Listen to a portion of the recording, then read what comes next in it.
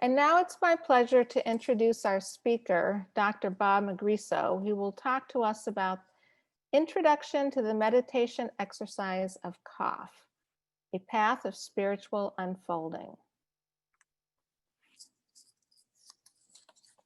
Dr. Bob Magrisso is a primary care physician practicing internal medicine in Winnetka for the past 30 years. He is currently on the North Shore medical staff and University of Chicago teaching staff. Dr. Magrisso majored in physics as an undergraduate at Franklin Marshall College and received a Master's of Engineering from Johns Hopkins University Medical School and received his medical degree from Albert Einstein College of Medicine in New York. He entered Cafh, a spiritual path, almost 50 years ago and is an ordained practitioner of Cafh. In 1995, Dr. Magrisso had a cardiac arrest and near-death experience, which has deeply influenced his practice of medicine, his art, and his life. Dr. Bob, I'm going to turn it over to you now.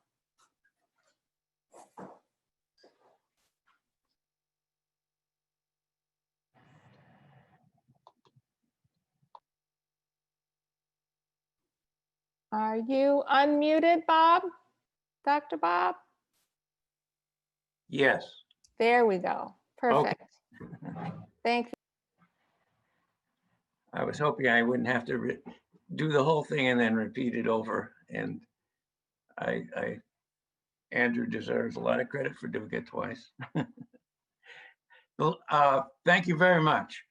The last time I was here, which was in January, which seems about a century ago, since it was before COVID, I was told to start off with a reading, and I thought I would do the same this time, and then talk a little bit. The reading I have, it comes from a short, from a monograph called Words Matter by Jorge Waxenberg, who's one of the directors of, or was one of the directors of Cafh, the spiritual path. So I'm going to start by reading this little section from Words Matter. We don't always remember that language is the basis of interpersonal communication. How we use it determines not only the nature of our relationships, but also the quality of what we feel and what we generate in others and the environment we share.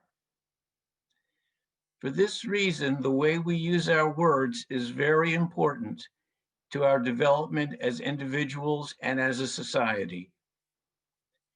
It is with words that we create or destroy relationships. It is with words that we learn and teach. It is with words that we create to a large extent the world in which we live and the way we live in it. If we consider the process leading to interpersonal problems, misunderstandings between couples, and even conflicts between social groups and communities, we begin to find that it all begins with words. What we say, how we say it, why we say it, and how others interpret what we say. What we declare, what we proclaim, and what we don't say about what we think and do. If we say unwise or ill-timed words, we can't erase them, nor can we avoid their consequences. Likewise, a silence loaded with passion is not easily forgotten, and its effect can sometimes last a lifetime. Those of us who yearn to unfold our possibilities, look for ways to expand our ideas and contribute to human advancement, but we don't always pay attention to how the language we use and the way we express ourselves affects our relationship with others. That's why it is really worthwhile to pay attention to our words.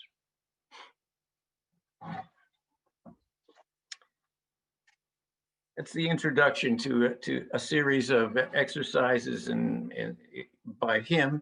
And if anyone was interested in getting that monograph, you could let me know, or I can speak with Joanne and I could make it available to her.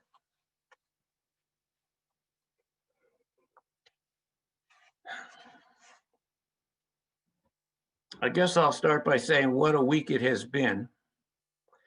Little did I know when I agreed to this presentation that it was going to be on the Sunday after Election Day, and in the midst of a surging pandemic.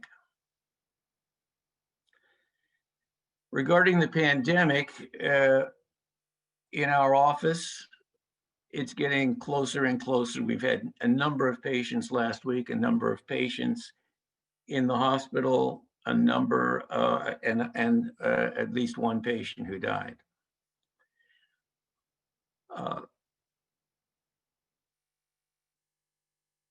It's an anxious time. I think for many of us, I can't say everyone, but for many of us, this past week has been a week that I don't think we'll ever forget.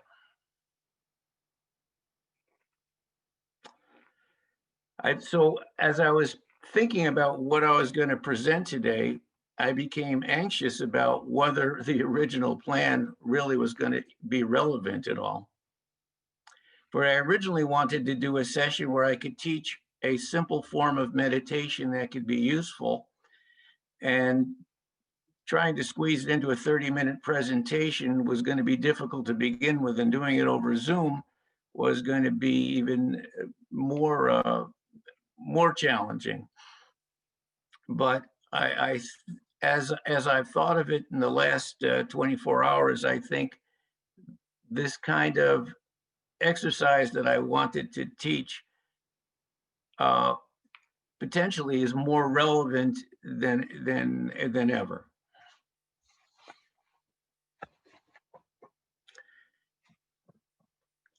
First, a little context.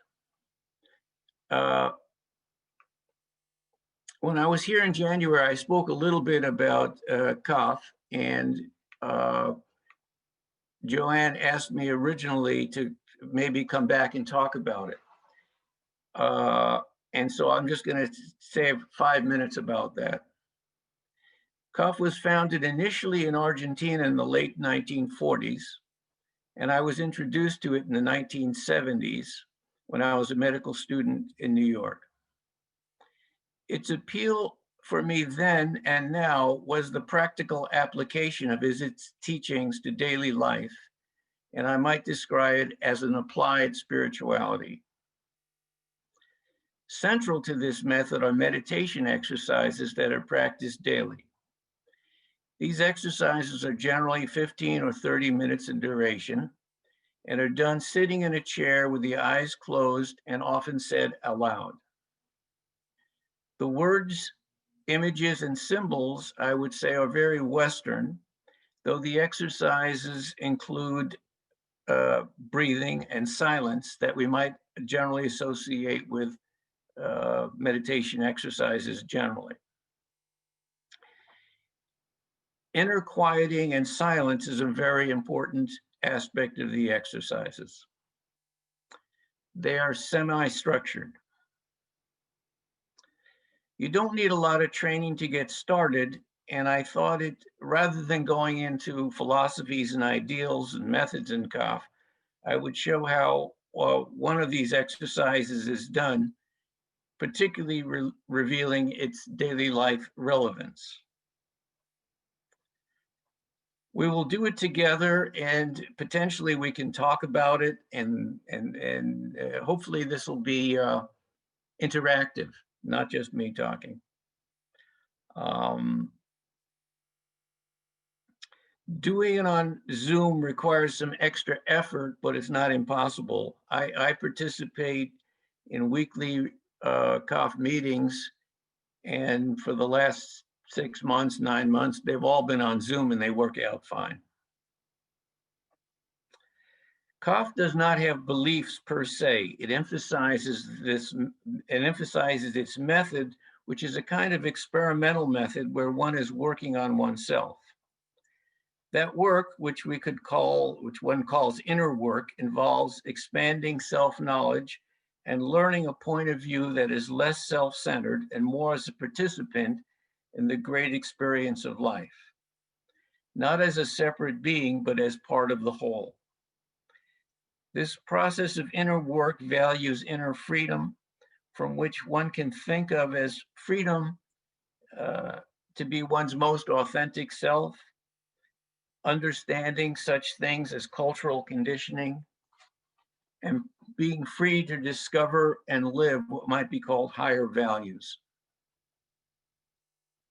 I know this probably sounds vague, but it becomes very specific as one works with it.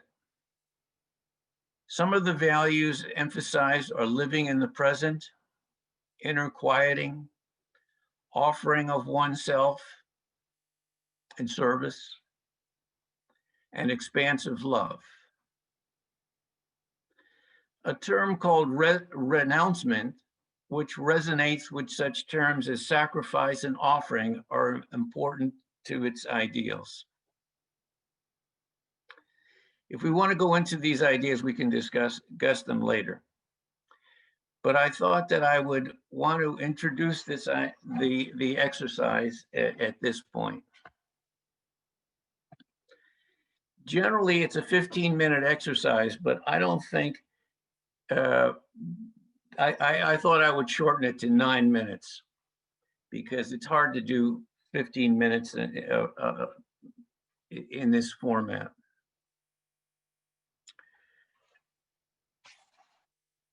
I have a slide that has the structure that I wanted to share, but I don't want to leave the slide up too long. So if I'm leaving it up too long, someone promised me to take it off.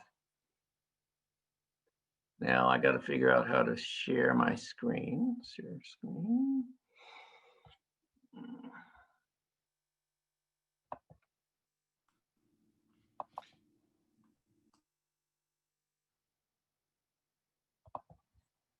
Am I doing it yet?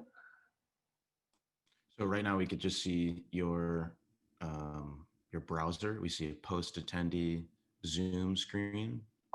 Now we see your emails. Now we see your desktop. Let's see if I can get this thing up here.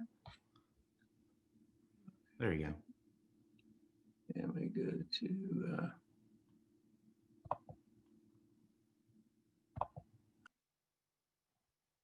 okay. So I'm going to leave this. So just so you see the overall structure. So we have 3 steps. Each step is generally 5 minutes, but we're going to do it for 3 minutes.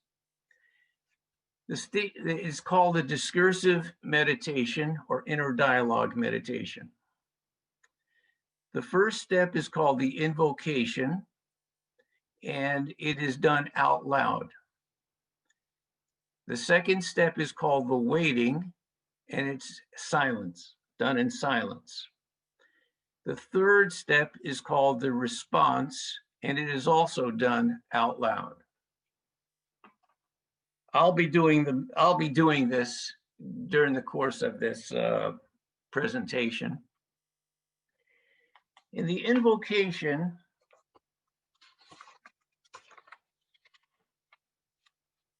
so what one is establishing is a dialogue here.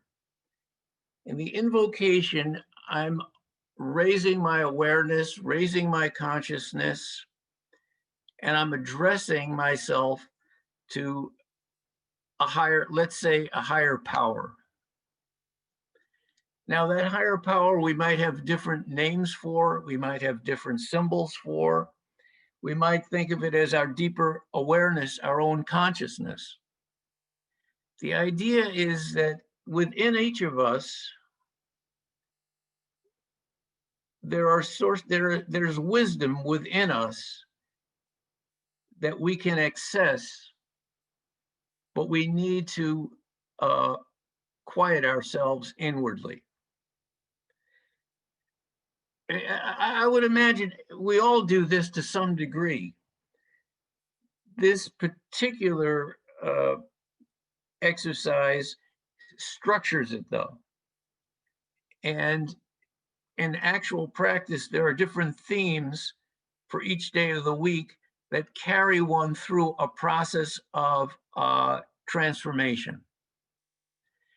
And we could go through those themes if we have time. So the invocation is said in the first person, and the response is in the second person. So you kind of have this artificial grammatical thing here that will establish a dialogue. You might say it's a dialogue between different parts of oneself, or you could see it as a dialogue between oneself and God, if that's something that you would feel comfortable with. Or you could see it as a dialogue between yourself and some other wisdom figure. One can think of it as the teacher within us.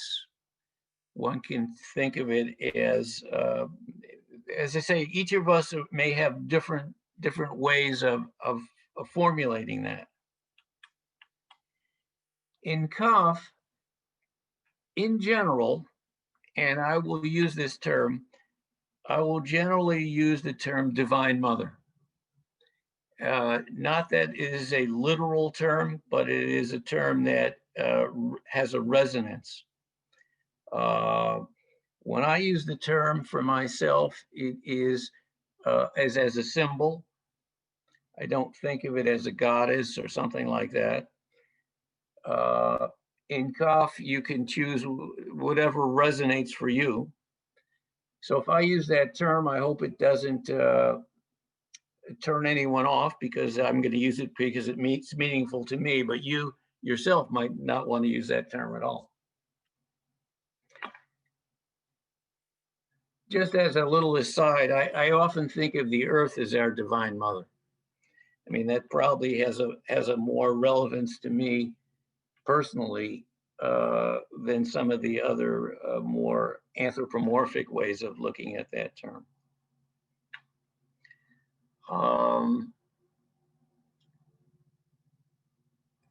This side that you can see the posture. The posture is sitting in the chair. You don't have to be sitting in the chair like this figure without touching your back to the chair. The important thing is to be comfortable, but it's also to be upright, generally feet flat on the ground so the energy can flow nicely. Eyes closed, and usually we have our hands either like this. So you can, I don't know if you can see me now or not, and maybe I'm going to stop sharing at this point. I'm going to stop sharing. So we can use our hands like this, or just like this, or just fold it on in your lap, and that may be the most natural way to do it. I'll use a timer, and then the question is, what are we going to meditate about? And I'm not sure. I don't really have a plan of what we're going to meditate about. There was a little conversation in the beginning that Scott and some other people were talking about different roads and different paths in life. And that kind of made me think of one of the themes of the meditation. As I say, there are different themes. One of the themes is called the two roads. And so I thought, okay, let's use this theme, the two roads. And what it is one imagines oneself at a crossroads. And at that crossroads, we have to choose one road and let go of another road. And the theme of that meditation is, the effect of that meditation is one of disattachment, of letting go. And letting go seems to me to be a pretty universal, what shall I say, movement that we all at some point need. So I thought that, okay, based on that little conversation, which was just a bit of a fragment of a conversation, but I kind of liked it, that I would use that as the theme. And of course, and so part of this meditation is structured and part of it is spontaneous. So I really don't know what I'm going to say until I start saying it. And that's part of the strength of it, is that when you do this kind of meditation, you're bringing your whole heart into it. And you're bringing what comes up. So the invocation is kind of an elevation of consciousness, and that's what you're hoping for. So let me just go ahead and sort of forge ahead and do this. What I would ask you to do is to participate by sitting in the chair in the posture. I know that some people are knitting or whatever. You don't have to do it, of course, but if you want to get the most out of it, it would be a question of sitting in the chair, feet on the ground, eyes closed. And what I will do is just start saying things out loud.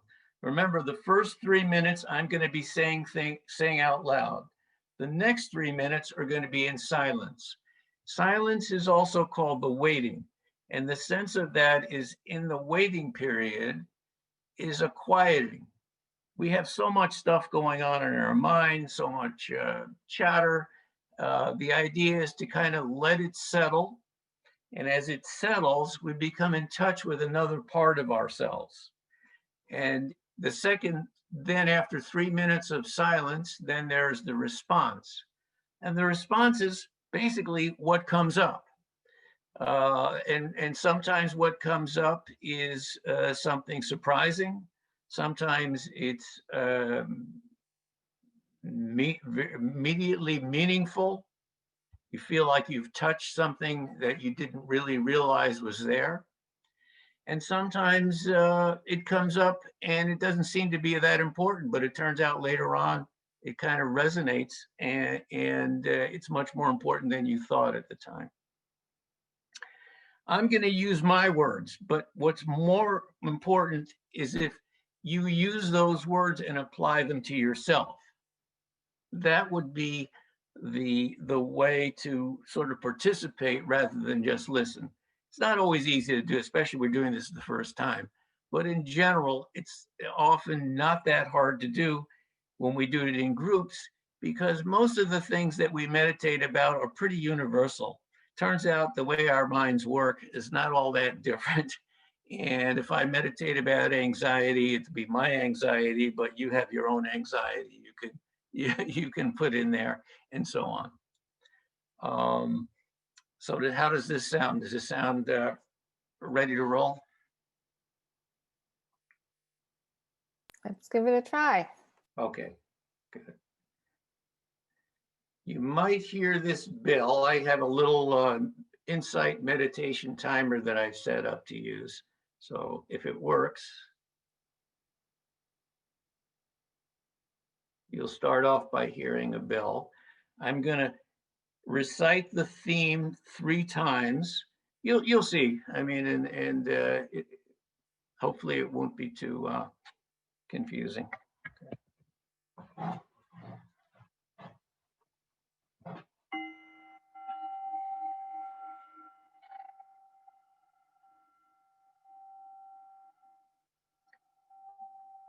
Discursive meditation, theme, the 2 roads effect, disattachment,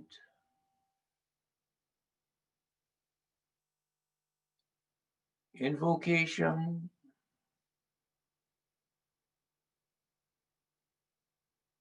Divine Mother, I invoke you with all my heart.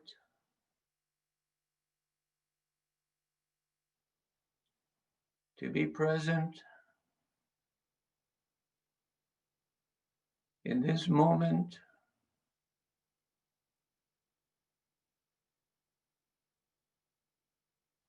I stand at a crossroads.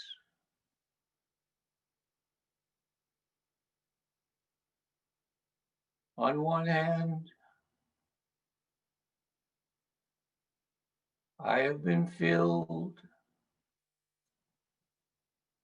with anxiety, fear, and loathing, and I want to find a way to let go of those energies,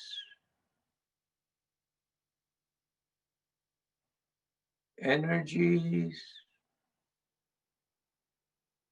that have consumed me and have consumed the world around me.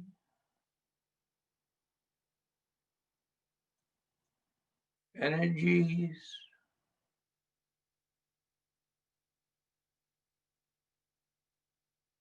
that I seek to let go.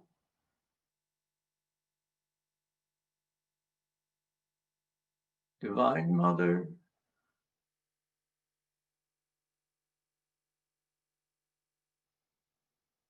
help me to find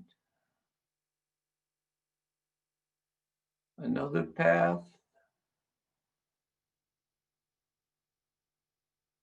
in my heart,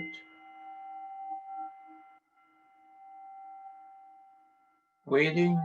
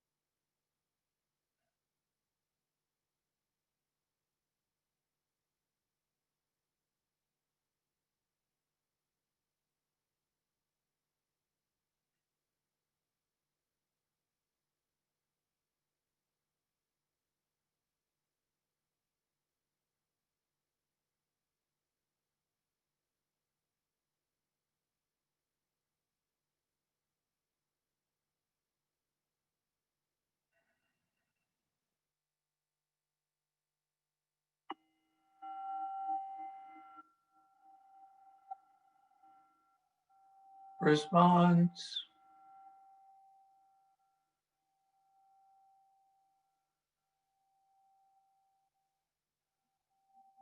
My son.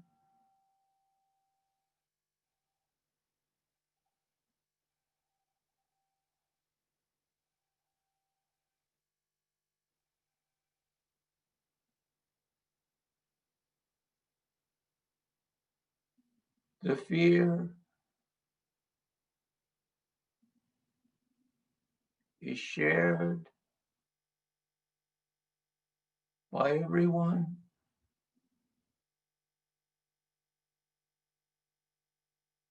The fear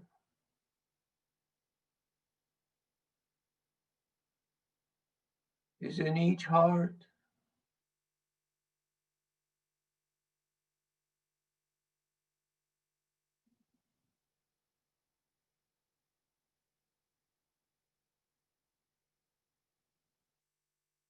Let it be a source of knowledge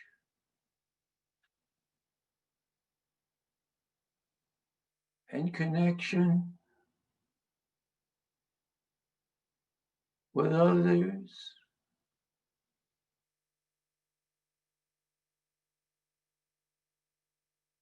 It is the human response to the unknown,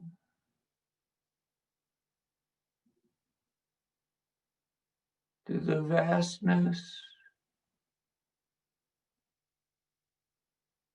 and uncertainty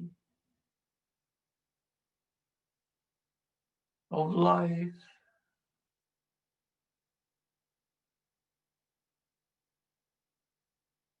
Go through the fear to the other side.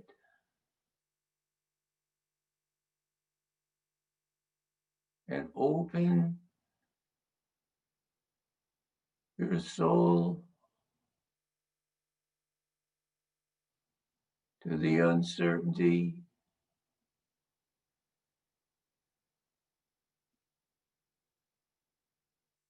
and invigorate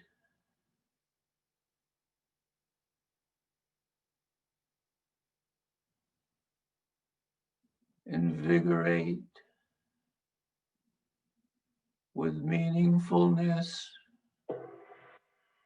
and love.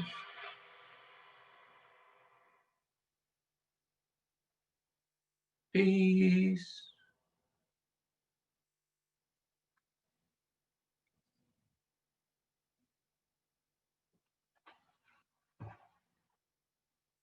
So, I mean, that the idea in these meditations is to get in touch with oneself. Is not to have a particular agenda, but to use the theme here of disattachment, for example, to get in touch with oneself. What came out for me is what comes out for me. I mean, and so the spirit that I guess I wanted to have in this presentation was to get someone interested in this kind of meditation,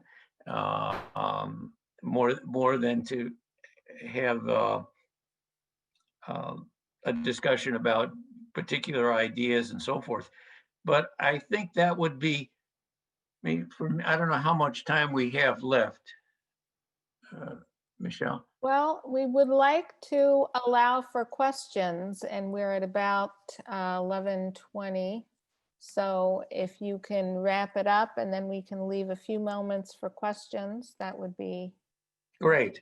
Great, because that's what I would like to do at this particular point, is to say, okay, let's, I'm because I'm not sure where to go, and I think the questions will help to kind of see where what's important to talk about, and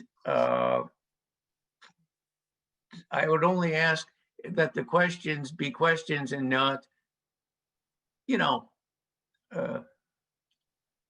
whatever.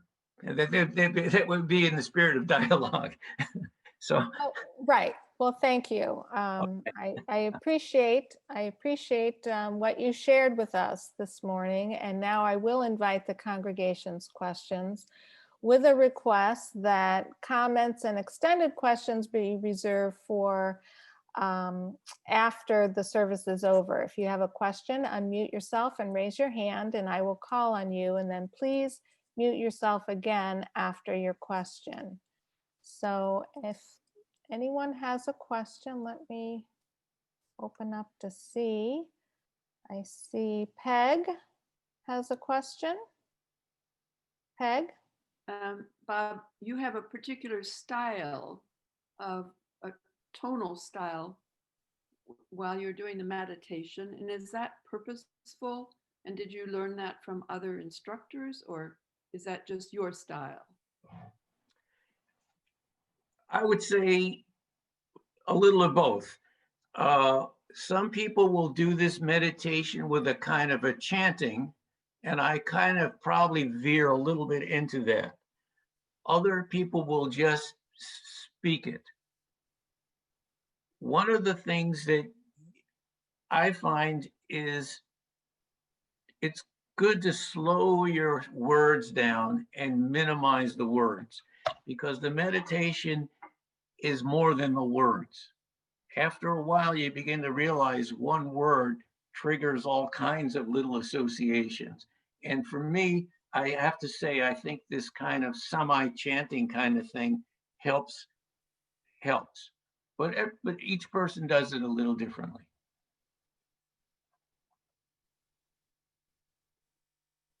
Other questions? Liz? It seemed like the third part of what you did was kind of comforting yourself in a way. And I'm thinking as a beginner that you might not know how to do that, you know, so I'm wondering about like your evolution of learning of what happens in that third part. Am I interpreting that right? Or does other stuff come out? And what was your journey on that third part? Because that seems like the hard part. Mm-hmm. Right. Well, it does take a little time to get in touch with that part. Let's say that. There are different themes that help guide that. It's not always comforting. I mean, one of the first theme of all this is something where you feel like you're a prisoner of yourself. And the goal on that one is to actually feel the need to change, kind of almost like an agitation.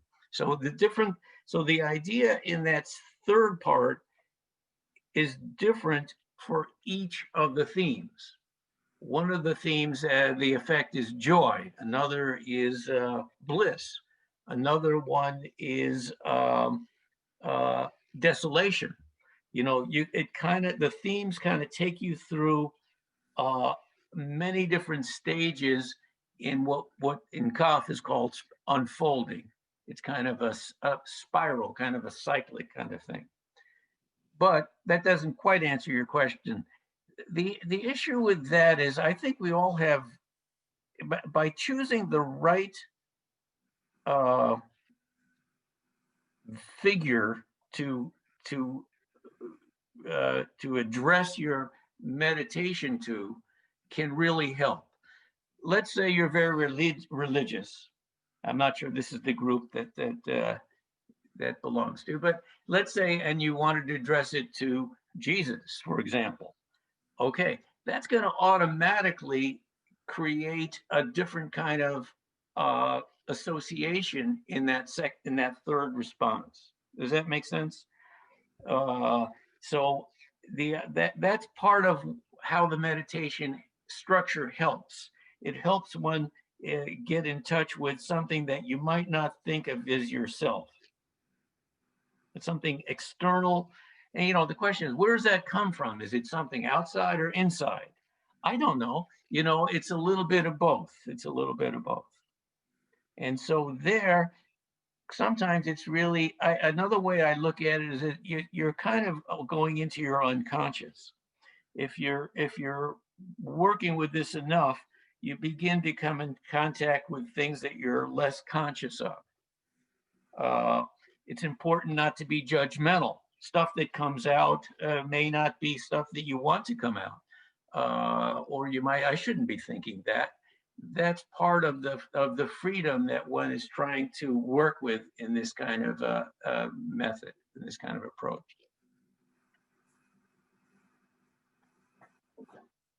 Joanne?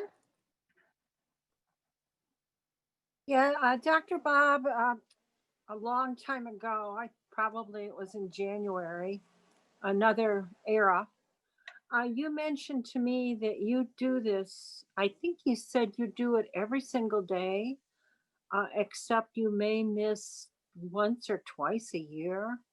That takes a lot of discipline. If you find yourself in a place or time when you can't do it, do you feel unsettled? Well, you know, let's say you have a big rush in the day and you can't have breakfast. You feel a little unsettled, but it's not that bad. So I wouldn't say that it's an addiction that I've got to do it, but I would say it really does help keep me centered. I mean, one of the things is to stay in touch with kind of like yourself rather than being totally at the mercy of externals. And so it does help, very much so in that regard. I can imagine you as a primary physician seeing a lot of troubles in patients that you really need that time of day for yourself to keep yourself centered. Otherwise, you'd go freaking stark crazy. I think we all have the challenge of maintaining, staying in touch with your deepest part of yourself, or my deepest part of myself, when you're involved with the world around you. And I think that this meditation has two effects. One is immediate, but one is by doing this kind of thing day in and day out, it has an effect on the subconscious, so that the reactions and the ways a person can relate is subtly affected by this. I mean, it's hard to know. I've been doing it for so long, I can't tell how it would be without it.